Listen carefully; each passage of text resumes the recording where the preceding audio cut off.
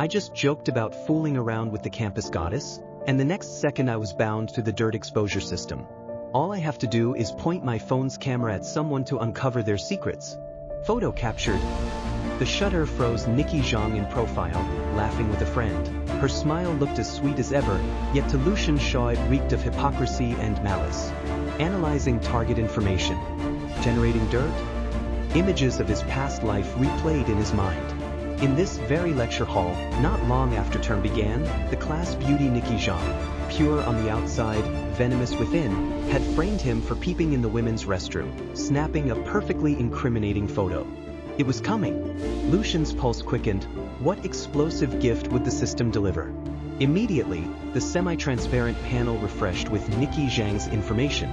Name, Nikki Zhang. Appearance, 90. Control gauge, 0. Measurements, 82/62/90.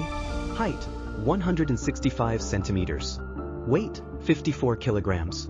Lucian swept the basic stats without the slightest ripple of interest. No amount of beauty could mask the rot inside. All his focus locked onto what would follow. Dirt generation complete. 2 redemption options appeared at the bottom of the screen. Redeem for 2,000 yen. Redeem for 1 dirt exchange token. Dirt worth 2 grand, or a single token. Lucian arched an eyebrow. Reborn flat broke. He didn't even have 200, let alone 2,000. Use 1 dirt exchange token, he thought. Instantly, 1 token vanished from inventory and a PPT icon labeled Dirt materialized in the interface. A flicker of will open the file. Dirt details. Falsified college entrance exam score. Description. Target Nikki Zhang's real score was 50 points below Yenching University's cutoff. Her father, James Zhang, deputy section chief at a city education bureau, exploited his position and contacted then-deputy director Li of Yenching's admissions office. Together they altered both digital and paper records to qualify her for admission. The PPT ran over a dozen slides, each loaded with evidence. Call log summaries at key moments, no recordings, but exact timestamps and durations.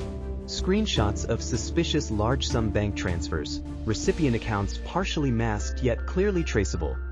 Even a blurred scan of the original transcript before alteration. Plus a step-by-step write-up of the internal falsification procedure, details chillingly precise. A cold, satisfied curve tugged at Lucian's lips. Damn, this system delivered. Exam fraud. A literal bombshell that could wreck futures and topple a whole chain of accomplices. Once exposed, Nikki's university dream would shatter, her bureaucrat father and that admissions office Lee right along with him. Every last one would go down.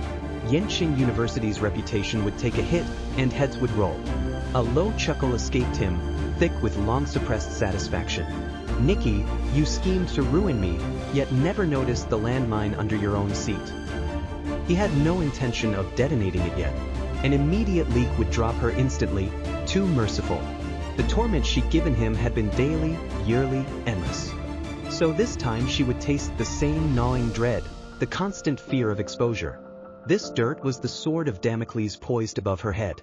He would leash her first, make her serve him, let her feel the helplessness of having her fate in another's hands. When he tired of the game, or the moment was ripe, he'd kick her into the abyss. Who's the real pervert now? Lucian murmured, eyes dark as he watched that pink hair sway. His gaze was that of a seasoned predator, steady, certain, in total control. At that moment, Iris Liu set down the microphone and announced crisply, "That's all for today, everyone. Remember the safety reminders. Head straight back after class. If you have questions, find me or your counselor." The instant she finished, the hushed hall erupted into noise. Scraping chairs, rustling books, scattered chatter, an orchestra of dismissal. Most students rose and surged toward the exits. Lucian stayed unhurried, rising slowly, gaze fixed on Nikki. She was laughing with the short-haired girl, debating where to eat that evening. Straightening his collar, feeling the power thrumming in his veins and the confidence of rebirth, Lucian moved, unhurried, unstoppable, toward her. His tall frame and 96-point looks made him stand out even in the crowd. Girls still packing up couldn't help sneaking glances at the impossibly handsome newcomer. Nikki and her friend grabbed their bags, ready to leave. Miss Nikki Zhang, a clear, magnetic voice sounded behind her. She stopped reflexively and turned with her friend. Both did a double take. Before them stood a tall, absurdly handsome guy, fair-skinned, bright-eyed, a half-smile playing at his lips, radiating sunny yet predatory charisma. "Who are you? What do you want?" Nikki blinked, curiosity and appraisal in her tone. She didn't know him, but those looks were impossible to ignore. The short-haired girl nudged Nikki, whispering excitedly, "Wow, who's this hottie? Is he in our class? I swear he's here to confess to you, has to be." The comment flicked Nikki's vanity like a switch. She'd meant to brush him off, but that face gave her pause. Definitely top-tier campus idol material, maybe better than the famous ones. She tucked a pink strand behind her ear, sweetness sliding back into place. "Hi, what can I do for you?" Lucian sneered inwardly at the act, yet his smile stayed warm. "I'm Lucian Shaw, same class. Could we talk privately?" "Oh, Lucian Shaw." She drew a blank, but the name didn't matter, his purpose did. "Can it wait? Or be said here?" She eyed the remaining students, already imagining the scene. If he were confessing, a public yet modest rejection would only magnify her charm and innocence. A quick video to the campus page and she'd rake in fresh followers. Lucian read her like a book. He stepped closer, bending to murmur, "Some words are better spoken privately, I'd hate to see you cry in front of everyone." Soft yet penetrating, his voice slid straight into her ear. Nikki's smile froze. Seeing her shift, Lucian's smile widened. "It concerns your college entrance exam score." The words crashed over her like a lightning bolt, striking her darkest secret. Color drained from her face, disbelief and panic flashed in her eyes. Exam score? How could he know? Impossible, only her father and Director Lee knew. She jerked her gaze up, suspicion and alarm blazing. The guy's smile remained gentle, yet behind those clear eyes lurked a glacial knowing. "Fine," Nikki stammered, forcing calm. She turned to her friend. "Let's find somewhere quieter." The short-haired girl raised an eyebrow yet said nothing. "Sure, I'll grab seats at the canteen, hurry." She left them alone. Nikki inhaled, steadying her racing heart. "Follow me." The knowing curve of Lucian's smile now looked razor dangerous to her. Nikki Zhang led Lucian Shaw through a maze of corridors, finally stopping at a corner of an abandoned stairwell. The light was dim, a thin layer of dust coated everything, and the air smelled stale. No one ever came here. The moment they stopped, Nikki spun around. The sweet smile she'd forced earlier vanished, replaced by a mix of panic and bluster. Her voice trembled almost imperceptibly, but she raised it sharply. What nonsense were you spouting just now? Who told you there's something wrong with my college entrance score? I'm warning you, food can be eaten at random, but words can't. Keep spreading rumors and I'll sue you for defamation." She crossed her arms over her chest, trying to hide her panic, but her whitening knuckles and quickened breathing betrayed her. Lucian didn't seem to feel her threat at all. He remained unruffled, a faint, playful smile curling his lips. He said nothing, only gazed at her with eyes that, after his rebirth, had become startlingly clear and bright. That stare seemed to pierce right through her, making Nikki's scalp tingle and a chill race down her spine. He couldn't possibly know anything, could he? Impossible. That matter had been executed flawlessly. Lucian finally chuckled, breaking the suffocating silence. "Miss Zhang, don't you know inside whether it's nonsense? Or do you need me to refresh your memory?" He leisurely pulled out his phone, flicked across the screen, then turned it toward her. On the screen was a blurry photo of a score report. The name and ID number were unmistakably hers, Zhang Yining, but the score was a full 50 points lower than the one in her official file. Nikki's pupils contracted violently. Her heart felt clutched by an invisible hand, hammering as if to leap from her throat. But a shred of reason forced her to steady herself. She even managed a stiff smile. This? A random, lousy photo? With today's Photoshop, who knows if it's real? Besides, how many people share my name nationwide? What makes you think it's me? She was still bluffing, still making a last-ditch struggle. "Oh, really?" Lucian arched a brow, apparently expecting her reaction. He drew the phone back, tapped again, and this time the screen showed the cover of a PowerPoint titled, "Investigation Report on Abnormalities in Nikki Zhang's College Entrance Exam Scores." Instead of showing the slides, he said unhurriedly, Same name? Then James Zhang. Shouldn't be too common, deputy division level cadre in the city education bureau, in charge of admissions, specific enough. James Zhang. The name slammed into Nikki like a sledgehammer. Her face went paper white, every pretense crumbled, leaving only raw terror. Lucian savored her change of color, the curve of his lips deepening. This PowerPoint isn't just one photo, call record summaries, bank transfer screenshots, step-by-step internal procedures, a dozen pages of evidence. Imagine if I anonymously posted it on the campus forum, or handed it to click-hungry media for netizens to dissect. His voice stayed gentle, even playful, yet to Nikki it was more terrifying than a devil's whisper.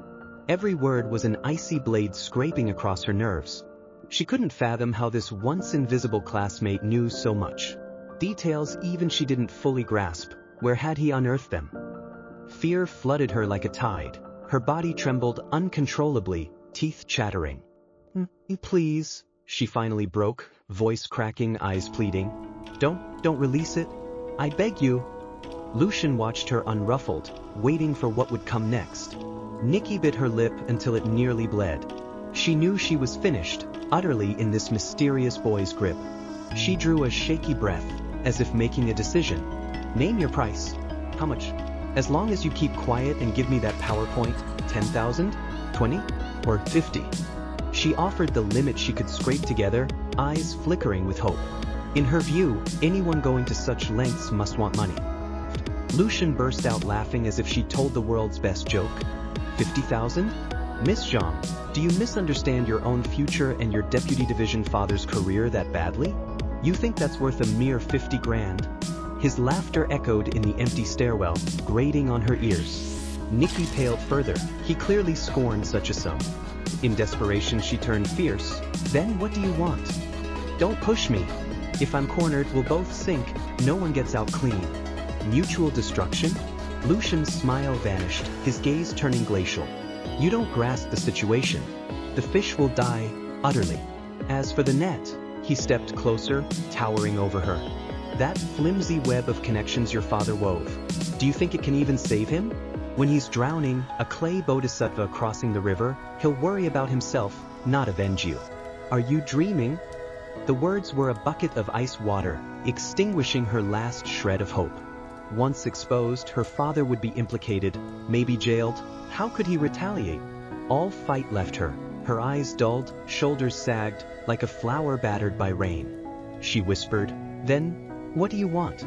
You don't want money." Then a thought flashed through her mind. Since childhood, countless boys had courted her for her looks, using every trick to gain her attention. Could Lucian, after all this, actually want? A faint blush crept over her cheeks. She straightened unconsciously, eyes regaining some of the class beauty's hauteur and calculation. She lifted her chin, voice dripping assumed certainty. I get it. All this effort, you just want me as your girlfriend, right? She tucked a strand of hair behind her ear, trying to look alluring. If you wanted to chase me, you could have just said. With such devotion, maybe I'd. Before she could finish, Lucian shot out a hand and pinched her delicate chin. The grip wasn't hard, but it was absolute. Her words died in her throat. Bitch. Lucian's voice was arctic, eyes naked with disgust and contempt. Even now you still play the lofty goddess? Be my girlfriend? You're not worthy. His fingers tightened, forcing her to meet his icy stare. Right now, right here, he leaned in until his breath scorched her skin, enunciating each word. Let me have my fun, once. Perform well and I might let you off, for now. What? Nikki's eyes bulged, blood drained from her face then surged back, burning with outrage and terror. She couldn't believe her ears. You're insane. This is campus. Anyone could walk by. Have you lost your mind? She shrieked, voice shrill with panic and shame. Though she'd flirted for vanity and gain, she'd guarded her bottom line, rarely letting anyone even hold her hand, let alone this. And here of all places. Watching her terror, Lucian felt a surge of vindictive pleasure. He released her chin but backed her harder against the wall, pinning her between cold concrete and his body. Deliberately twisting her words, he smirked. Oh? So if we weren't on campus, if no one was around, you'd let me have my way. Get away. Quit your filthy talk. She shoved at him, but Lucian's system-enhanced frame didn't budge. She only staggered and slammed her back against the wall. "Keep this up and I'll call the police." "Yes, I'm calling them," she blustered, clutching at straws. "Call the police?" Instead of fear, Lucian looked amused. He took a casual step back, hands in pockets, and actually produced his phone, offering it to her with the PowerPoint still on screen. "Take it, go ahead, dial." His tone was light, almost encouraging. "I'd love to see whether you report me for harassment first, or I hand this little gift to the cops and every media outlet. Which happens faster, your complete ruin, or your official dad getting invited for tea by the Discipline Inspection Commission?" Leaning against the opposite wall, he looked relaxed, but his gaze slashed through her last defenses like blades. Nikki stared at the phone inches away, then at Lucian's icy, controlling eyes. Her hand shook like a leaf in autumn. Call the police? How could she dare? Once the matter exploded, the abyss awaiting her would be 100, no, 1,000, times worse than this humiliation. Her body slowly sagged, as if every ounce of strength had been siphoned away, her eyes hollow, face blank with despair. Seeing her soulless state, Lucian judged the moment ripe. He pocketed the phone again, expressionless, gazing at her as if admiring a fragile sculpture about to shatter. "Now, do you understand what you have to do?" His voice was soft, yet carried absolute authority. Nikki's lips quivered, tears welled, but she stubbornly refused to let them fall. She glanced around the dim stairwell. Distant laughter of students echoed, every sound underscoring how perilous and shameful her situation was. "And not here," she whispered, voice cracking. "Someone could come any moment. Let's go somewhere else, please." She was practically begging. Even if it meant degradation, she wanted whatever shred of dignity a more hidden place might offer. Lucian raised an eyebrow, a mocking tilt to his lips. "Still making demands? Seems the lesson hasn't sunk in yet." "And no, that's not it," she sobbed, tears finally spilling. "I'm just scared, please." Any other day, her tear-stained beauty would have melted any boy's heart. To Lucian it was merely hypocrisy and farce. In his previous life, when she framed him, had she shown the slightest mercy? Still, he had no wish to cause a public scene. The goal was met. The outcome, total domination of her fear, mattered more than the method. "Fine," he said with feigned generosity, "count yourself lucky. Follow me." He turned and headed down the stairs. Nikki hesitated, staring at his tall, dangerous silhouette, then at the deserted corner. At last she bit her lip and trailed after him like a soulless marionette. The campus was still new to her. She had no idea where he was taking her. But she knew she had no choice. Guided by memories of his past life, Lucian led her through corridors to a remote, aging building. He pushed open an unlocked door that groaned on its hinges. Inside was a storeroom piled with broken desks and junk. "Get in." He stepped aside. She entered, and he closed the door softly, without locking it, as if to say escape was pointless.